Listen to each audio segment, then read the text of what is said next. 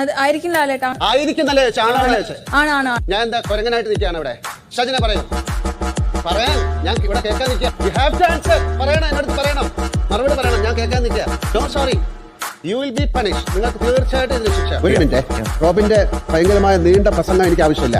ഞാൻ ചോദിച്ച ചോദ്യത്തിന് മറുപടി പറഞ്ഞാൽ റോബിന് ഇഷ്ടമല്ലെങ്കിൽ ഇപ്പൊ തന്നെ ബാഗ് പാക്ക് ചെയ്ത് എന്റെ അടുത്തേക്ക് വരാം. റംസാൻ, നിനക്ക് എന്തിന്റെ അസുഖമാണ് മുന്നേ? അതിന് മുന്നേ പിന്നെ എന്നുള്ള കാര്യമല്ല.